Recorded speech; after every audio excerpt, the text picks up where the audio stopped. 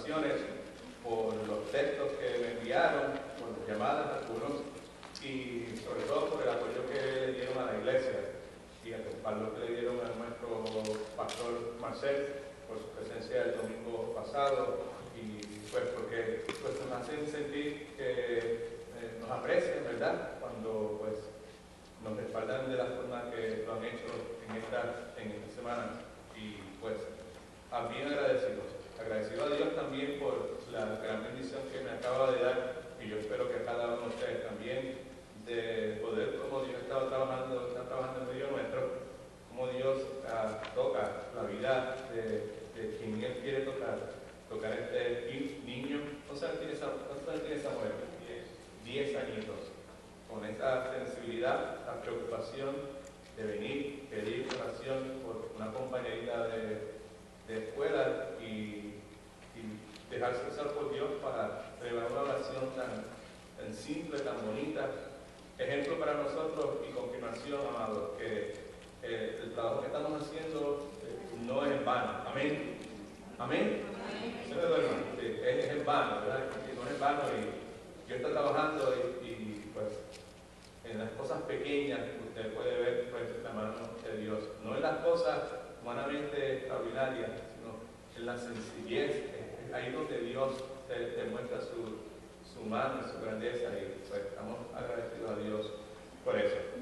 Ya le dije que el pasaje bíblico es Santiago capítulo 4, los últimos versículos de ese capítulo 4 y todo el capítulo 5. Hace como 8 o 9 semanas comenzamos esta serie que titulamos La fe bíblica trabaja. Y ya la sociedad hemos dicho por qué trabaja. La fe bíblica, la fe verdadera, la fe que salva, la fe que produce un nacimiento espiritual, la fe que es el don de Dios para la salvación. Esa fe trabaja en el sentido de que produce obras. Somos salvos por gracia, por medio de la fe, no de nosotros, un don de Dios, pero Pablo dice en Filipenses 2:10 que somos hechuras suyas, creados en Cristo Jesús para buenas obras que Dios preparó de antemano. Y el tema consistente de Santiago en su epístola es precisamente eso, que la fe genuina, la fe verdadera, él la compara con la fe que no es verdadera, hace referencia a ese tipo de fe como la fe de los demonios. La fe bíblica produce obras. Es imposible uno reclamar que tiene una fe de salvación y no tener obras en la vida suya. Amén. Es una contradicción. No puede ser. También dijimos que la fe bíblica produce fruto. Y fruto en el sentido de que produce dominio propio. Si usted tiene una fe que es bíblica, genuina y verdadera, inevitablemente el amor de Cristo va a tener que ser filtrado a través de usted. La palabra dice que Él derramó su amor en nuestros corazones por el Espíritu Santo. Dominio propio va a ser parte de su vida, fruto en términos de paciencia, en términos de templanza, y todo ese número de cosas que la palabra nos enseña. Y la otra cosa que dijimos, que es muy significativa para nosotros en el tiempo que nos ha tocado vivir, es que la fe bíblica afecta positivamente todos los aspectos de nuestra vida. No hay un aspecto de nuestra vida, nuestro rol como padre, nuestro rol como esposo, nuestro rol como trabajador, nuestro rol como siervos de Dios, siervas de Dios, todos los roles de nuestra vida son afectados positivamente por esta fe bíblica. En el día de hoy vamos a continuar considerando una de esas cosas que es afectada positivamente en nuestra vida. El que escribe el libro de Hebreos dice que debemos correr con paciencia la carrera que tenemos delante de nosotros. Hebreos capítulo 12, hemos hablado mucho sobre ese particular. Tenemos que correr con paciencia, es perseverancia. La carrera primaria es nuestra carrera como discípulos de Jesucristo, como extensiones terrenales del ministerio de Jesucristo, nuestro rol como embajadores de Jesucristo. Debemos correr esa carrera con paciencia, con perseverancia. Y la Biblia nos dice que eso debemos hacerlo poniendo nuestros ojos en Jesucristo, mirando a Jesucristo, enfocándonos en Jesucristo, mirando las cosas como Jesucristo las miraría, viendo la vida desde una perspectiva bíblica. Y la razón por la cual debemos hacer eso es porque la Biblia enseña que ese Jesucristo es el autor y el consumador de nuestra fe. Es el que comenzó la obra en nosotros, es el que la está perfeccionando, es el que eventualmente nos va a glorificar. Está recalcando en esa porción bíblica la soberanía de Dios. Dios es, repita conmigo, Dios es soberano. En mi país dicen que Él es soberano y que tiene la sartén agarrada por el mango. Control absoluto de todas las cosas. Así que la palabra nos enseña que esta carrera, este rol, sea el que sea que Dios ha puesto en nuestras manos, debemos de continuarlo, debemos de completarlo y debemos hacerlo con perseverancia. Perseverancia implica esto, implica continuar algo a pesar de que se me presenten dificultades, continuar haciendo algo a pesar de que me encuentro con obstáculos. Nuestro rol como padre, nuestro rol como esposo, nuestro rol como hijo, cualquier rol que sea, tarde o temprano va a presentar dificultades, tarde o temprano nos vamos a encontrar con obstáculos. La palabra dice que necesitamos ser perseverantes. También la palabra implica perseverancia en mantenerme firme en mi asociación con algo. Puede ser mi asociación con una creencia, puede ser mi asociación con una fe, con una acción, con un propósito, con una persona. El punto es que cada uno de nosotros necesitamos esa perseverancia. Y Santiago nos dice que la fe bíblica persevera. Si la fe nuestra es bíblica, una de las cosas que va a provocar es que nosotros vamos a perseverar. La vez pasada comenzamos a ver algunas de estas características en la fe, de la fe bíblica que persevera. Lo primero que dijimos, y miren en sus notas o en la pantalla, lo que usted quiera mirar, no vamos a entrar de lleno en esto porque ya lo cubrimos la vez pasada y queremos cubrir otras cosas para poder entender qué es este concepto de la fe bíblica que persevera. Lo primero que dijimos es que la fe bíblica se humilla ante la soberanía de Dios. En otras palabras, reconoce que Dios es soberano sobre todos los aspectos de mi vida. Dios es soberano sobre mi vida, sobre mi muerte. Dios es soberano sobre las actividades que yo hago. Dios es soberano sobre mis logros. Y en ese contexto hablamos acerca de un problema que tú y yo confrontamos, ¿verdad? Es que muchas veces nos preocupamos demasiado en el aspecto material de nuestras vidas. Y al preocuparnos tanto en cuanto a nuestros planes, nuestra estrategia, el contexto de Santiago era en cuanto a cómo ganarme la vida, estamos tan enfocados en cómo hacerlo que muchas veces terminamos ciegos ante esa realidad espiritual que acabamos de mencionar. ¿Cuál es la realidad espiritual? Que Dios es soberano, que Dios está en control de mi vida, que Dios está en control de mi muerte.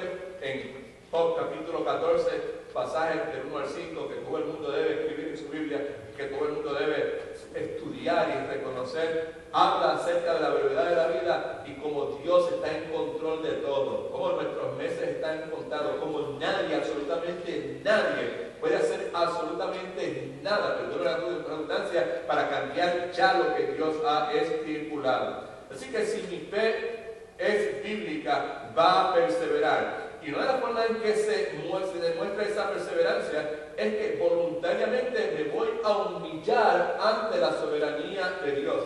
Quiere decir que constantemente voy a hacer mis planes, porque no es que Dios no quiere que yo haga planes, sino que voy a hacer mis planes, voy a hacer mis proyectos, pero siempre teniendo claro de que si se van a poder realizar es por la voluntad de Dios. Siempre deben estar acompañadas de la frase que Santiago dice: si el Señor quiere, si es la voluntad de Dios. Amén. Gloria al nombre de Jesús. Cuando el creyente que tiene esa fe bíblica, que es verdadera, que persevera, se humilla voluntariamente ante la soberanía de Dios, inevitablemente va a ser obediente a la voluntad de Dios, que fue la segunda cosa de la cual hablamos. ¿Se acuerda del pasaje que consideramos Santiago cuando dice: el que sabe hacer lo bueno y no lo hace, le cuenta como pecado, ¿verdad? Y ahí, en ese contexto, hablamos acerca de dos tipos de pecados, ¿verdad? Pecado de comisión y pecado de omisión. El cristiano que tiene la fe verdadera, la fe que salva, la fe que persevera, hace lo que Dios le dijo que hiciera, ¿verdad? ¿Sabe? No hacer lo que Dios me dice que yo haga es un pecado de omisión. Hacer lo que Dios me dijo que yo no hiciera es un pecado de omisión. Así que hablamos sobre el particular. Si quiere escuchar nuevamente, visite nuestra página web www.esuspasos.net. Allí está la enseñanza en audio y también en video con el favor de Dios. Así que esas dos cosas vimos. Vimos primeramente que la fe bíblica que persevera se humilla ante la soberanía de Dios, es obediente a la voluntad de Dios. Y comenzamos también hablando acerca de una tercera cosa, que es que está confiada en la justicia de Dios. En ese contexto hablamos del capítulo 5, versículos del 1 al 9. Una de las porciones bíblicas más severas, una de las porciones bíblicas más duras en toda la epístola de Santiago. El énfasis de Santiago en esa parte de la Escritura es que el juez de este mundo, que es el Señor Jesucristo, viene, que el juicio se acerca. Interesante, en el capítulo anterior, capítulo 4, hablaba acerca de la vida. La vida es como que neblina, ¿cierto? ¿Se acuerdan? Que está un momento y mañana está nuevamente la brevedad de la vida.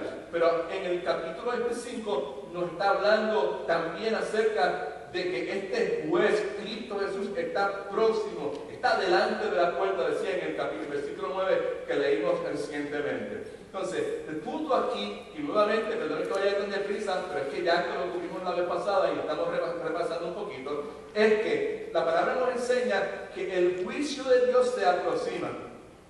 Dice, el juez, el Cristo Jesús, está con letra mayúscula, ya está delante de la puerta, está próximo. Y cuando Cristo venga a ejercer su juicio, hay dos cosas que identificamos que Él va a hacer. Una de ellas es que viene a juzgar al pecador. Acuérdense que dijimos que el versículo del 1 al 6 es interesante porque durante toda la epístola Santiago se ha estado refiriendo a creyentes. Hermanos míos, no tengan preferencia, hermanos míos. Esta es la forma que la religión verdadera se expresa. Hermanos míos, ¿se acuerdan cuando hablaba de la lengua? Pues no puede ser que una fuente de agua dulce y agua salada por el mismo tiempo. O sea, de la lengua, por un lado, alabamos a Dios, por otro lado, maldecimos al hombre, destruimos al hombre. Y dice, hermanos míos, esto no debe ser así. Así que en la mayoría de los casos, 99.9 de las veces, Santiago está hablando acerca de creyentes.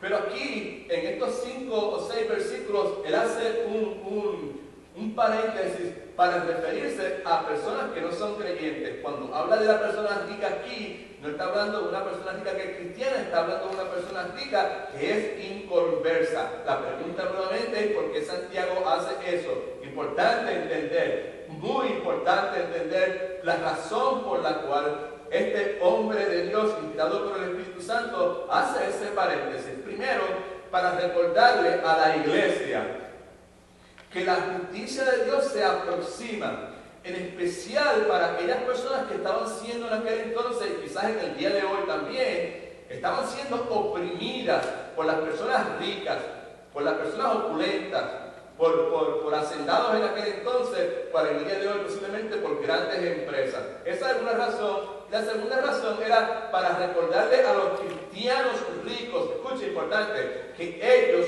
no debían conducirse como se conducen o se conducían en aquel entonces las personas ricas que eran inconversas. Así que ven esas dos razones. Para recordarle a la iglesia, ustedes miembros de la iglesia están siendo oprimidos por personas ricas, tranquilos porque el juicio se acerca. ¿Alguien dice amén? Pero también a ustedes, miembros de la iglesia, que Dios le ha dado la capacidad de hacer riquezas, porque tanto el rico como el pobre lo ha creado Dios. Dios a algunas personas, están bajo la soberanía de Dios, bajo el control de Dios. Dios a algunas personas les dio la capacidad de acumular riquezas, de crear riquezas, pero no es para que ellos se las gocen ellos, sino para que la utilicen de una forma que glorifique a Dios. Amén. Y muchas personas que son entre comillas, cristianos, que Dios le ha dado esa capacidad de hacer riqueza, se olvidan de la segunda parte. Dios les dio la capacidad de tener esa riqueza, pero no es para que ellos mejoren su estilo de vida, sino para que sean el canal mediante del cual Dios puede ser de bendición a los menesterosos, a los pobres, a los necesitados de este mundo. ¿Alguien dice amén? ¿Alguien alaba al Señor? Amén. Gloria a Dios. Santiago hace ese paréntesis y dice, cuando Cristo venga, viene a juzgar al pecador por varias razones. Una, por acumular riquezas, por amontonar riquezas. Versículos 2 y 3 los vimos. No podemos entrar a leerlo porque ya nuevamente me estoy repitiendo varias veces lo mismo. Esto ya lo cubrimos la vez pasada. Los va a juzgar por haber estado acumulando riquezas. Y otra vez, el problema de Santiago, escúcheme por favor, no estaba en lo que la gente tenía. El problema de Santiago estaba en lo que esas personas estaban haciendo con lo que Dios le había dado. ¿Qué estaban haciendo? Acumulando tesoros, amontonando cosas para ellos. Escúcheme, cuando a su alrededor había miles de personas con gran necesidad, construyendo, como Cristo diría, graneros más grandes para acumular su tesoro. Santiago dice que todo lo que ellos no necesitaban y acumulaban se estaba, se estaba pudriendo. Era comido por la polilla, ¿verdad? Entonces, el punto es que esto, en gran medida, es simplemente otra ilustración bíblica de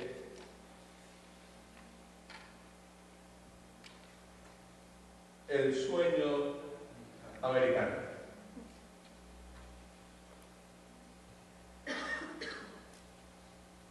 Palabras de Jesucristo en su Biblia, capítulo 12 de Lucas. Rapidito. Lucas capítulo 12, versículos 16 al 21. Cuando el Cristo venga, viene a juzgar al pecador. Y conforme a lo que Santiago nos está diciendo, viene a juzgarlos por estar amontonando riquezas.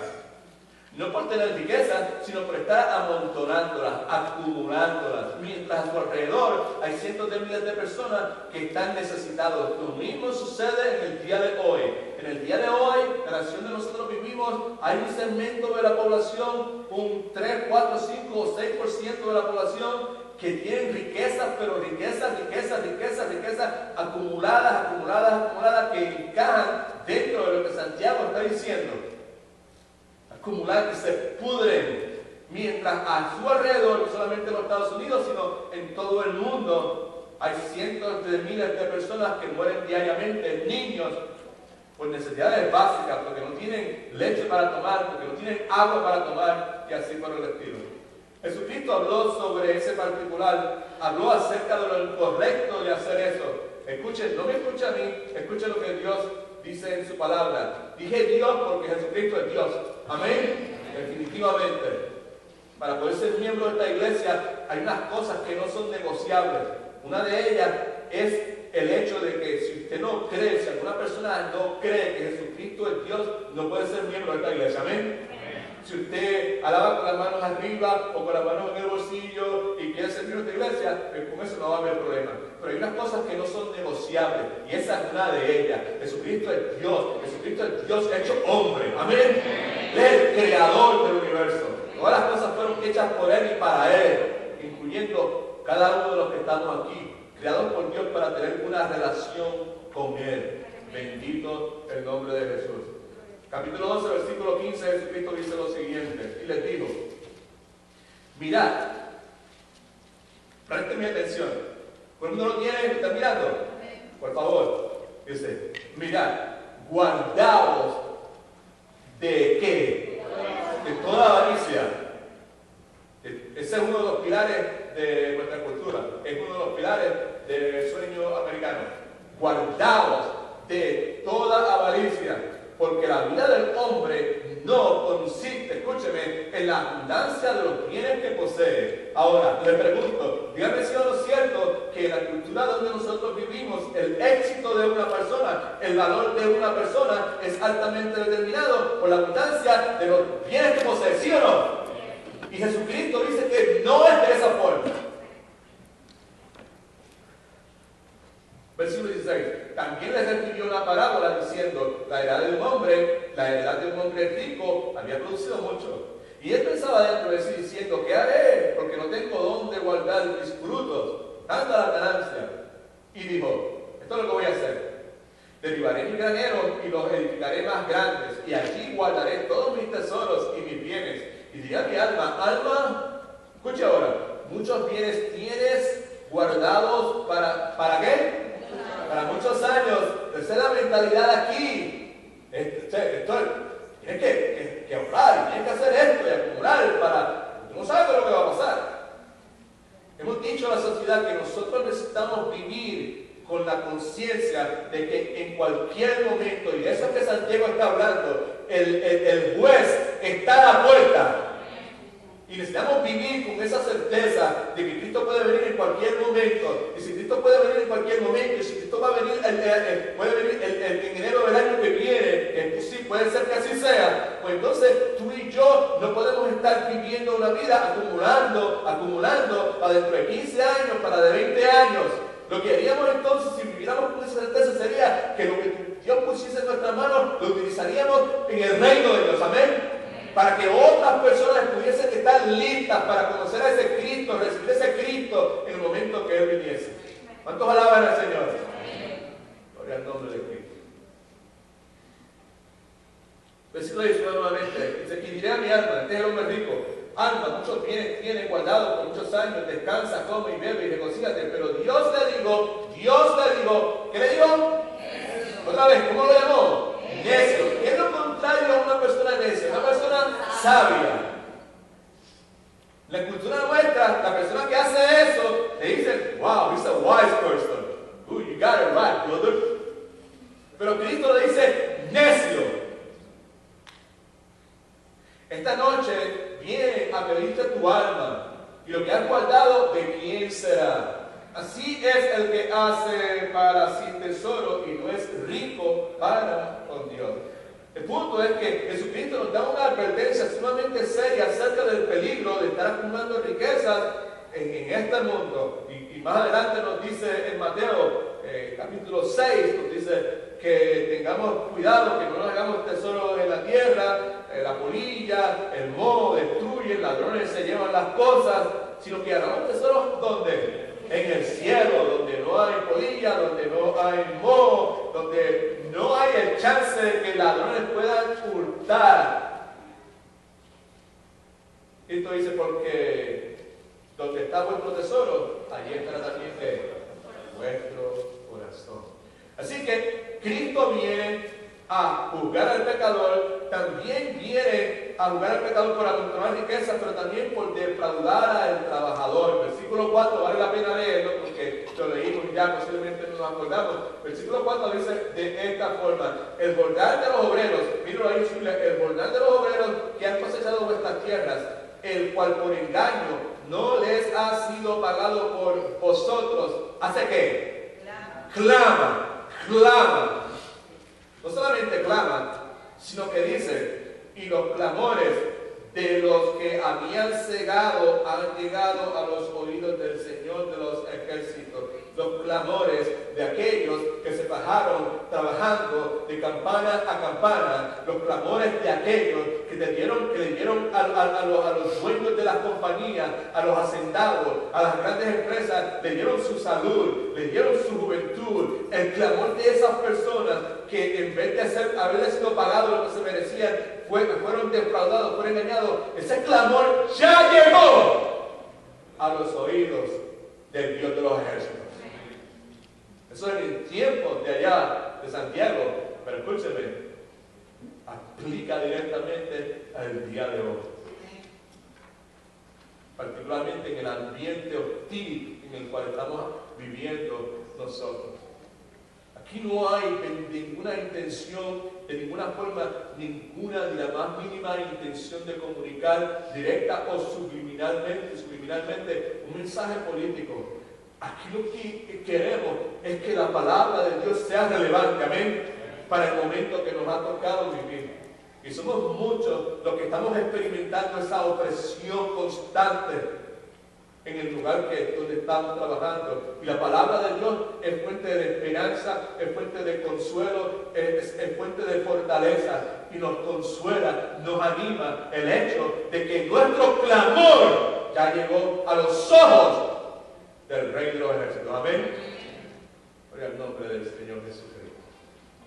También dice, viene a juzgar al pecador por amontonar riqueza. Escuche, no los vamos, otra vez, míreme bien. Qué bueno que esto se está grabando en CD y que se está poniendo en video, porque es fácil para algunas personas decir, mira lo que el pastor estaba diciendo. Lo que el pastor está diciendo es lo que la palabra de Dios dice. Amén. Y Santiago, el problema no es con las riquezas de la persona. El problema de Santiago, el problema de Cristo Jesús, el problema de Dios, es con la acumulación, con el amontonar esas riquezas, que son cosas totalmente distintas. También los va a juzgar por la autoindulgencia. Versículo 5, es importante. Versículo 5, un pasaje muy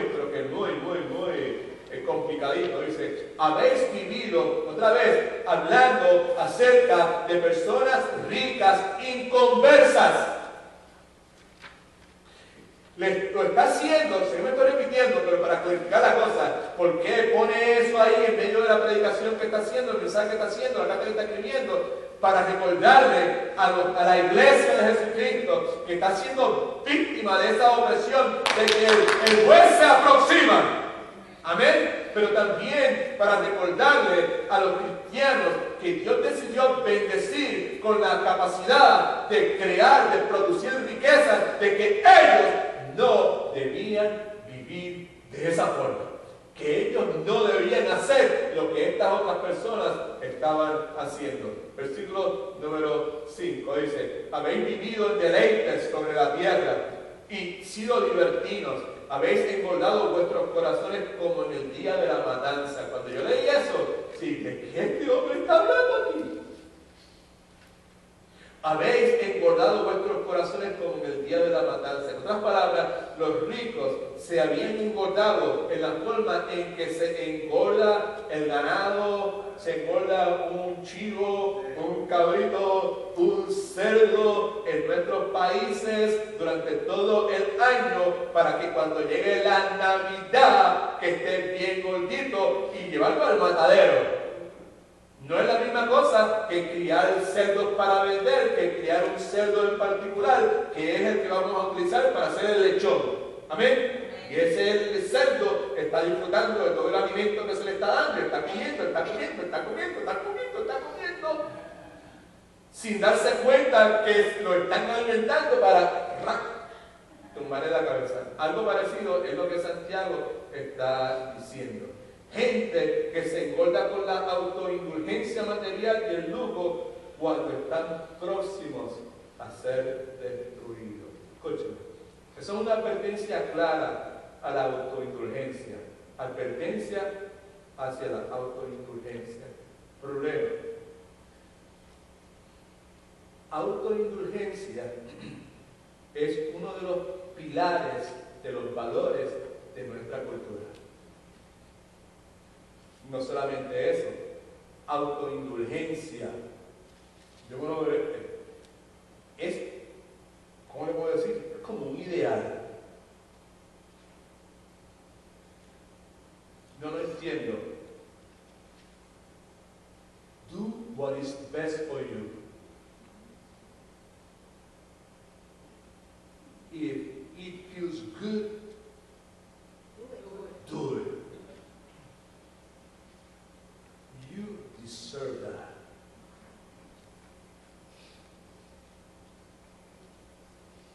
La palabra enseña que esas personas iban a ser buscadas por eso, y que mientras nosotros estamos pasando gran necesidad, lo que sea, esas personas estaban viviendo la buena vida, esa cuestión, y que el juez se acerca, y que si alguno de nosotros tiene la bendición de tener la capacidad de producir riqueza, que nosotros no debemos imitar a eso. Amén.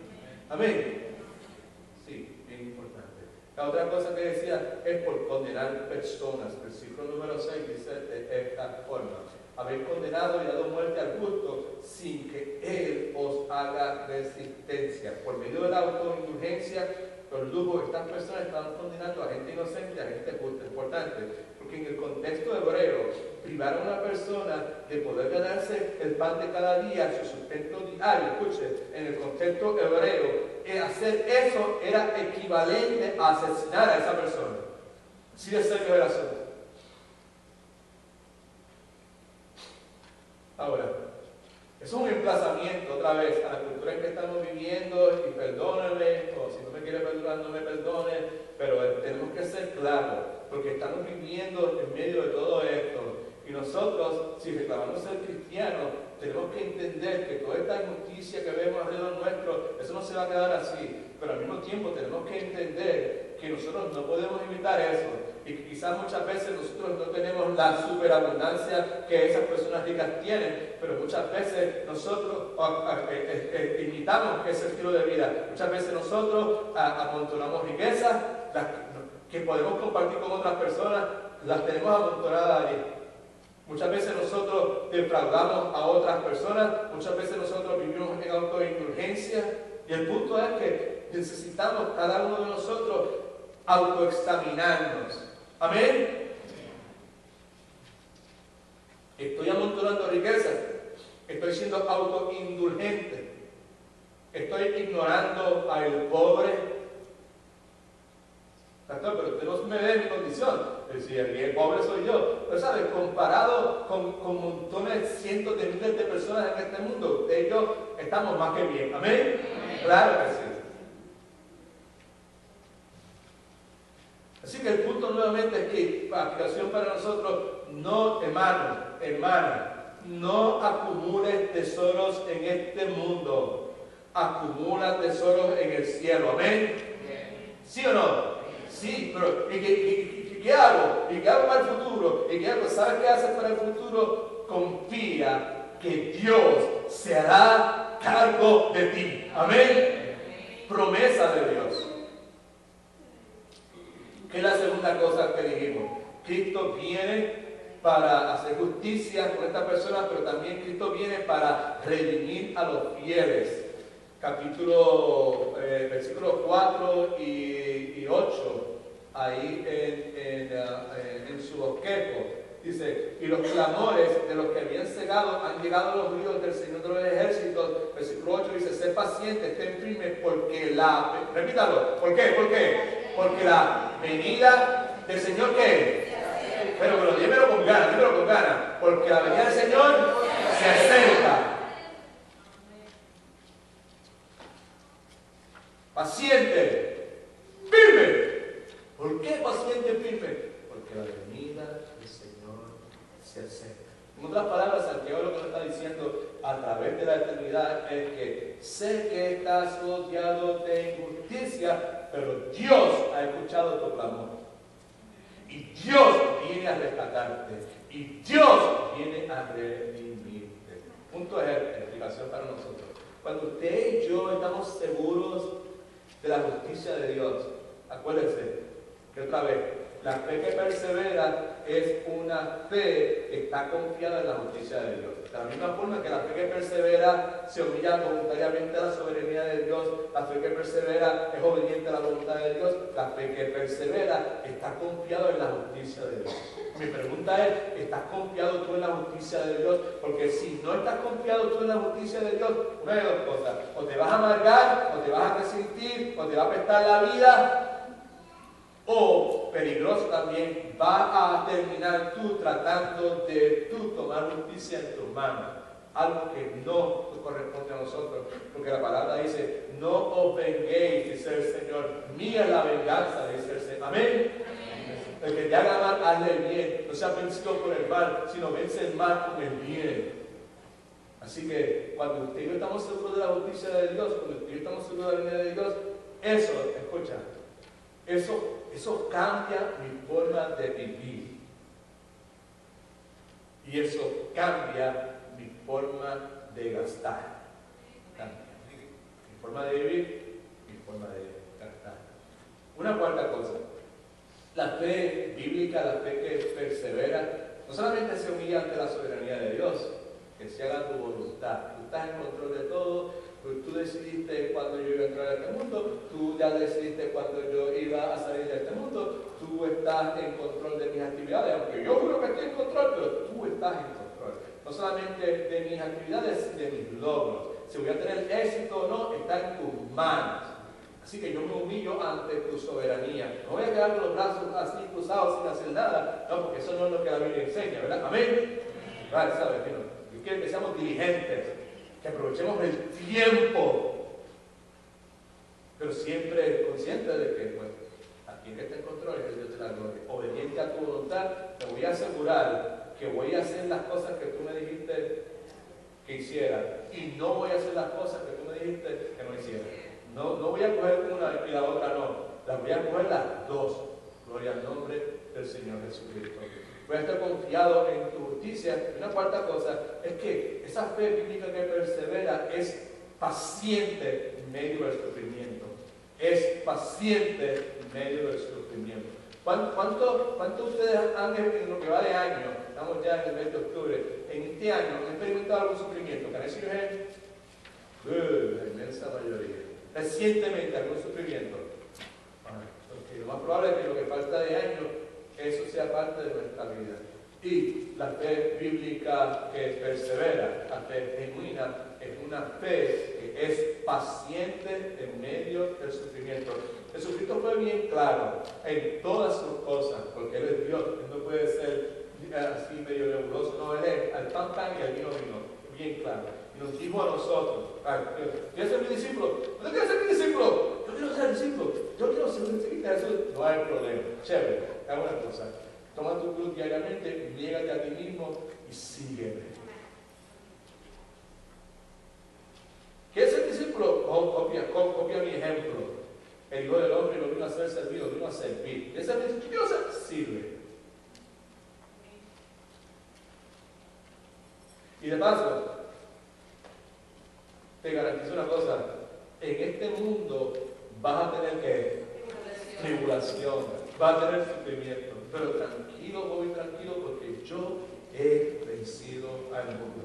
Así que no es una cosa que me va a coger de sorpresa. La idea de que yo soy cristiano y todo va a estar bien, y soy hijo del rey, y no voy a tener dificultades, no voy a tener problemas, eso es una mentira. Una herejía, es una blasfemia, es anatema. Porque usted lo dice, no, porque Jesucristo lo dijo. El discípulo no puede ser mayor que su maestro. Si a mí me persiguieron, a ustedes también los van a perseguir.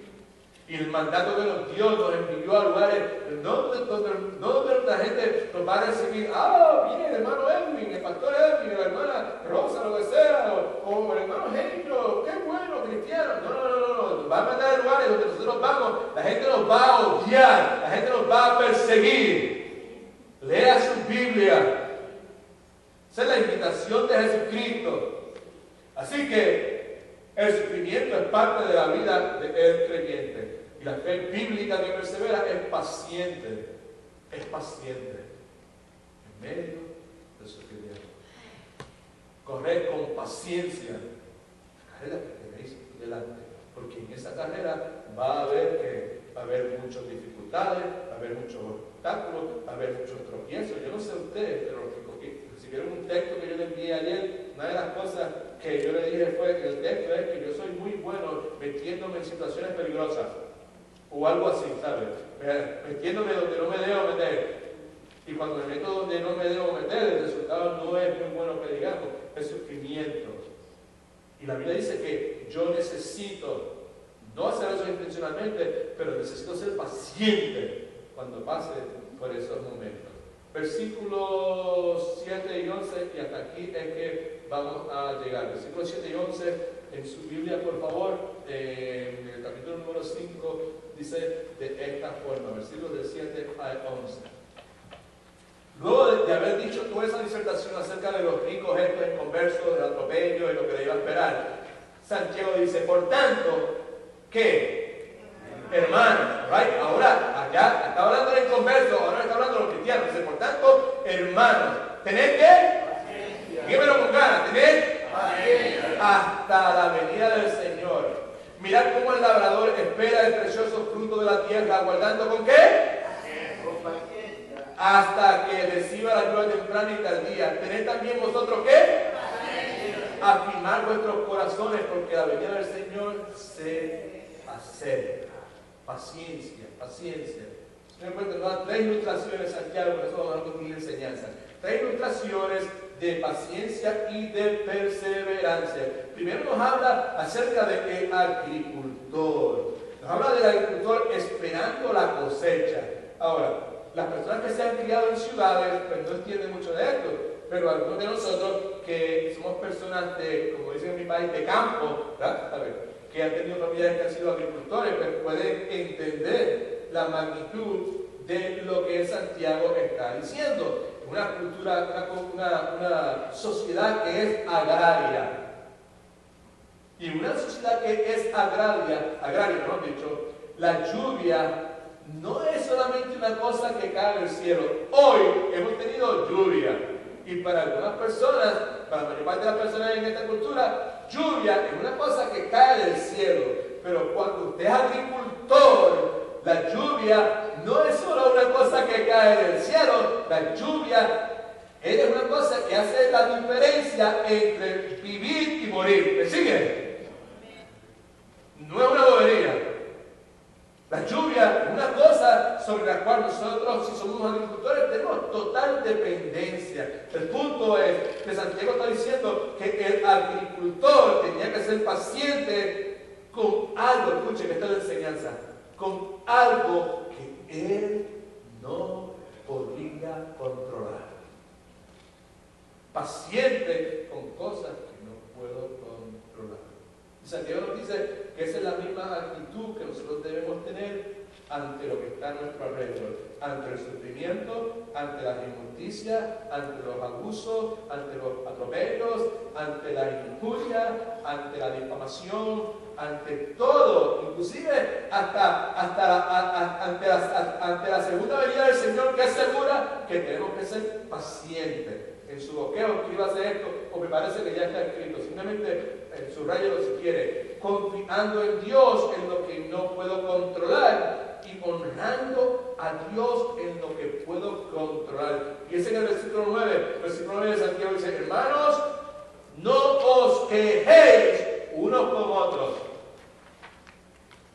Punto es que Santiago dice que caer en la tentación de murmurar unos contra otros cuando las cosas no están bien, escuche, eso es algo que podemos controlar. No solamente eso, sino que cuando usted y yo caemos ante la tentación de ponernos a murmurar unos con otros, yo contra Rosa, Rosa contra mí, China contra Willy, Willy contra China, y así por el estilo, unos contra otros cuando las cosas no están saliendo bien, eso es una cosa que podemos controlar. Y cuando nosotros decidimos controlar eso, que podemos hacerlo, estamos honrando a Dios. Lo que dice aquí, paciente en la tribulación. Ahora, en el día de hoy, cada uno de nosotros estamos luchando con un montón de cosas. Estamos luchando con un montón de cosas que están fuera de nuestro control. ¿Alguien dice amén a eso? Amén. Claro que sí.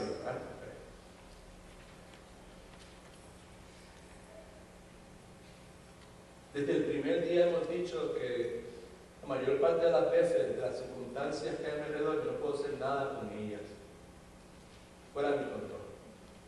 Por otro lado, escuche, si bien eso es cierto, hay un montón de cosas que están fuera de mi control, en medio de mis luchas también hay cosas que yo puedo controlar. Hay cosas que tú y yo podemos controlar. Tú y yo no podemos controlar las circunstancias, pero tú y yo sí podemos controlar cómo vamos a responder a esa circunstancia. Amén. Amén. Y cuando tú y yo respondemos correctamente a esa circunstancia, estamos honrando a Dios. Tú y yo podemos controlar nuestras reacciones. Tú y yo podemos controlar nuestros pensamientos. Hello, y le pienso, se me duerme. Bien. Podemos controlar nuestros pensamientos. No, yo no puedo controlar cosas si tú puedes controlar tus pensamientos. No puedes evitar que vengan pensamientos feos a tu mente, pero sí puedes evitar quedarte ahí dándole, maquinando y ahorrando y haciendo esa maraña fea. Tú y yo podemos controlar nuestras palabras. Amén. Tú y yo podemos controlar nuestra conducta. Simple. No trates de controlar lo que solamente Dios puede controlar. Pacientemente confía en la bondad de Dios. Amén. Ciertamente, el salmo del pastor que muchos cantamos y repetimos como el papagayo. Ciertamente, el bien y la misericordia te seguirán todos los días de mi vida. Confía en la bondad de Dios. Ciertamente, confía en la bondad de Dios. Confía en la sabiduría de Dios. Por eso Santiago pasó buen tiempo diciéndonos que hay una diferencia entre la sabiduría del mundo y la sabiduría de Dios. La sabiduría del mundo siempre resulta en perturbación, siempre resulta en mal humor, siempre resulta en fricciones, siempre resulta en caras largas, siempre resulta en resentimiento. La sabiduría de Dios siempre resulta en paz, en armonía. Amén. Busca la sabiduría de Dios, bendito sea el nombre de Jesucristo. Y luego de eso, luego que tú identifiques qué es lo que hay que hacer, yo no puedo controlar esto yo lo voy a dejar ahí, pero yo puedo controlar cómo voy a responder, cómo voy a pensar, qué voy a decir. Entonces, una vez yo identifique qué es lo que yo sí puedo hacer, entonces yo honro a Dios haciendo eso. Amén. Confiando en el Señor de la cosecha. La otra cosa, otro ejemplo que Santiago nos utiliza aquí es el profeta. Agricultor esperando la cosecha, profeta, fíjese, proclamando la verdad. Importante. Profetas en medio, interesante, ¿sabes? Los profetas en el Antiguo Testamento. Por alguna razón, en las últimas semanas, hasta en la televisión, los otros días, yo sé que yo no soy muy propenso a ver cosas ahí, ¿no? Que Dios me enseñó esto, o me dio una visión, o lo que sea, eso no es parte de mi DNA, pero sí yo creo que Dios se puede manifestar en la vida tuya de la forma que Él quiera. Amén. ¿Amén? Sí. Claro. Entonces, en estos últimos meses, el libro de Amós, en el Antiguo Testamento, el libro de Amós, ¿sabe? Y hasta los otros días en televisión, estaba viendo un programa de televisión de ese History Channel, prácticamente, y los versículos que yo había estado estudiando 2 días antes, ahí en la televisión me dijo, oh my God, ¿qué es esto? Claro, lo que decir. Pero el punto es que los profetas en el Antiguo Testamento, esos individuos que eran escogidos por Dios para ser sus portavoces, ¿sabes? La palabra dice que en medio de la persecución y rodeado de injusticia, estas personas, escúcheme, siempre proclamaban, no importaba lo que estaba pasando, léalo, Jeremías, Isaías, todos ellos, Ezequiel, todos ellos, siempre en medio de persecución, en medio de injusticia, se mantenían proclamando la justicia de Dios, la santidad de Dios, el juicio de Dios. Y dice, tengan ustedes como ejemplo los profetas que en medio del sufrimiento lo que hacían era proclamando la verdad. Escuche, la fe bíblica que persevera en medio del sufrimiento, en medio de la injusticia, abre la boca. Escúcheme bien.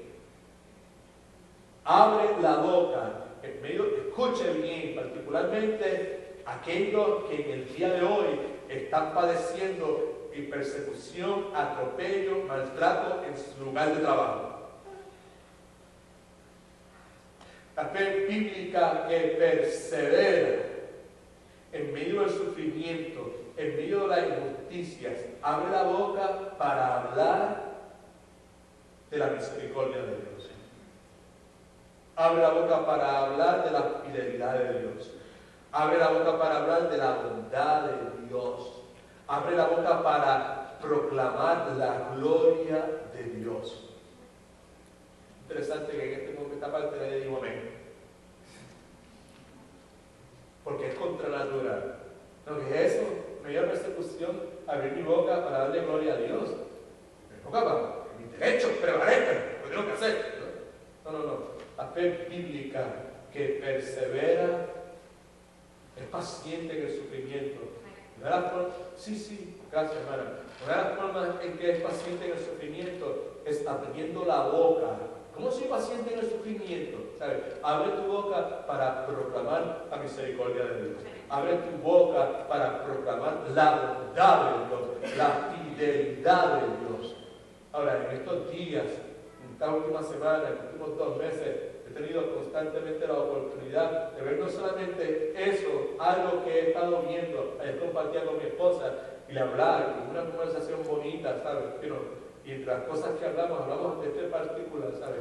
Desde que mi esposa empezó con su sufrimiento de la aflicción física que ella ha tenido, el cáncer en los huesos y toda esa cuestión, ¿sabes? Pues yo lo que he visto a mi esposa es precisamente haciendo eso. No estoy diciendo eso para ensalzarla a ella, para decir, wow, la hermana Rosa, que tiene una mujer, no, estoy simplemente diciendo eso porque es la verdad. Y ustedes que la conocen bien a ella, los que han estado alrededor de ella, lo que escuchan de ella es eso.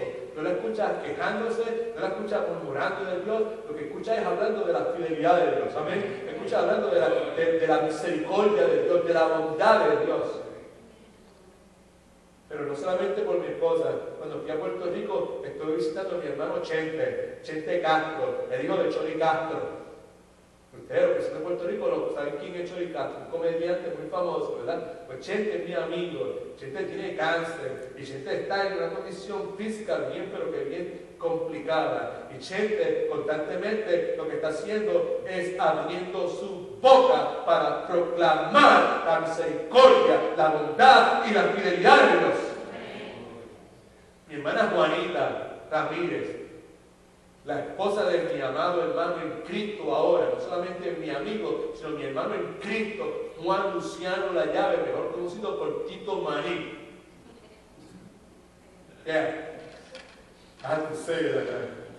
Juanita es otro ejemplo de eso. Desde que Tito se puso malito, ella ha estado ahí, y desde las veces que hablo con ella, nunca la he escuchado de la boca para murmurar, para quejarse. Todo lo que cuando me habla, lo que hace es proclamar, abrir la boca, viendo el sufrimiento, siendo paciente en el sufrimiento, abriendo la boca para proclamar la bondad de Dios, la misericordia de Dios, la fidelidad de Dios. Cuando alaban al Señor, alabar a Dios. Cuando las cosas me salen bien, tú sabes el resto de la cosa. Pero yo lo alabo desde mi quebranto. Contrario a las dichosas teologías que hay en el día de hoy, que se han metido dentro de la iglesia, que en vez de empujarnos a nosotros a vivir la vida cristiana verdadera, la autonegación, lo que genera, lo que fomenta es la autoindulgencia, este montón de cosas que Cristo dijo que no tienen espacio en el reino de Dios. Y la última cosa, el último ejemplo de Job, esperando el propósito de Dios, dice, versículo 11, habéis oído de la paciencia de Job y habéis visto el fin que el Señor le dio. La paciencia y el fin, esa palabra es clave, el fin, esa frase es clave, el fin, el propósito de Dios. ¿Tú has leído el libro de Job alguna vez? Léalo, que es deprimente es deprimir y celebración. Y si llega al final, va a terminar pentecostal de esclavo pasado, brincando por encima de los bancos, moviéndose por las lámparas.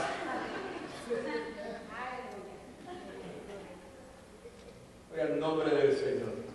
42 capítulos, libro de Job, su vida llena de sufrimiento, pero escuche, no solamente llena de sufrimiento, este es el otro lado de Job, bien importante para nosotros. Padre, ayúdanos, que podamos escucharte a ti, no las palabras de esta persona que está hablando aquí, sino a ti, Señor. Que podamos no solamente escucharte, sino creerte, que podamos recibir el consuelo, Señor, la fortaleza, la esperanza que solamente tú puedes dar. Job, 42 capítulos llenos de sufrimiento. No tengo tiempo para elaborar, pero todos los que lo han leído, sufrimiento de verdad. Ninguno de nosotros ha sufrido como Job. Pero no solamente vemos sufrimiento en la vida de Job, también vemos paciencia, también vemos perseverancia. La fe, la paciencia, la perseverancia que la fe bíblica solamente puede producir.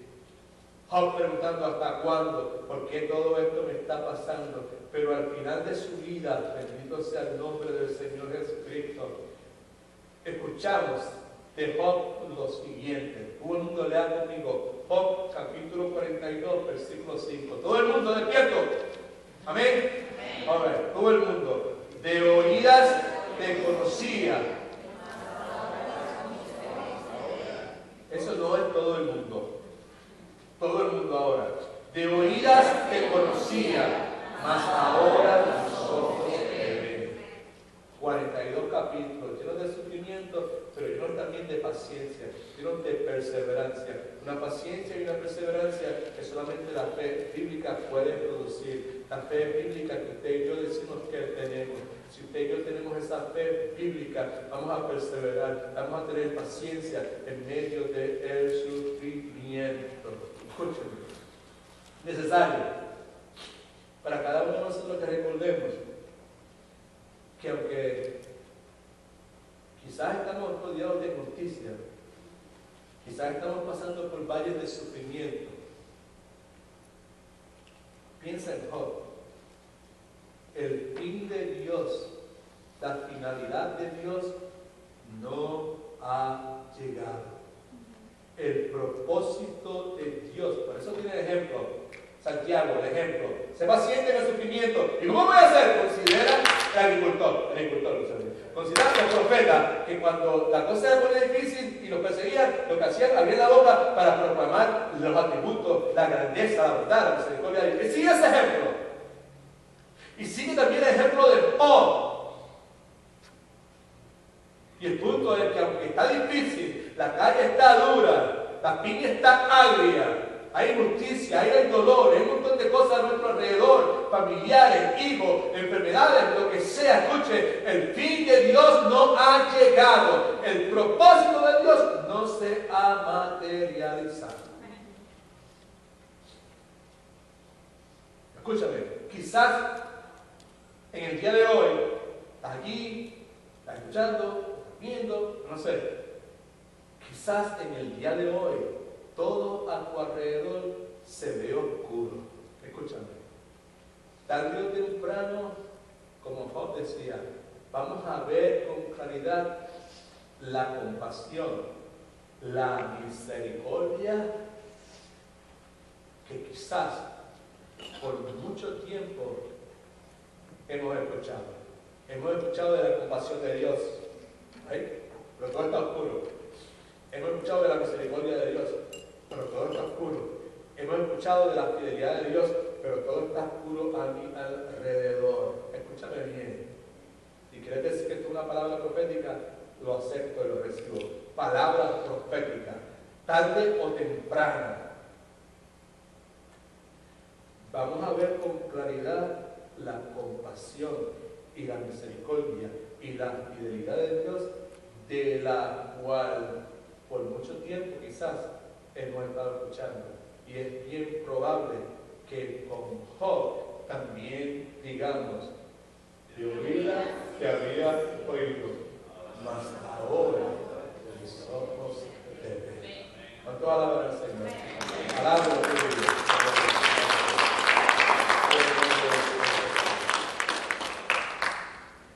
Santiago, no hemos terminado, miramos la semana que viene. Santiago, en su epístola, habla en su inmensa mayoría a creyentes. Hizo ese paréntesis para hablar a inconversos que consideramos en el día de hoy. La pregunta entonces que todos tenemos que hacernos es: ¿en cuál de esos dos grupos yo me ubico? ¿Soy una persona inconversa? ¿Soy un creyente? La Biblia dice que para uno poder convertirse en un creyente, un cristiano si usted quiera, de los hermanos que Santiago está hablando, es necesario tener un nacimiento espiritual. Ninguno de los miembros de esta iglesia, comunidad cristiana, son creyentes o cristianos porque son miembros de esta iglesia. Inclusive si se bautizaron ahí tampoco. Son cristianos, son creyentes, porque en un momento dado de su vida, respondiendo a la voz de Dios, reconocieron su condición de pecadores, reconocieron a Jesucristo como el único salvador de su alma y voluntariamente entregaron su vida a Jesucristo, lo recibieron como el Salvador de su alma y como el Señor de su vida. Cada ser humano, tarde o temprano, tendrá que darle la cara a Dios.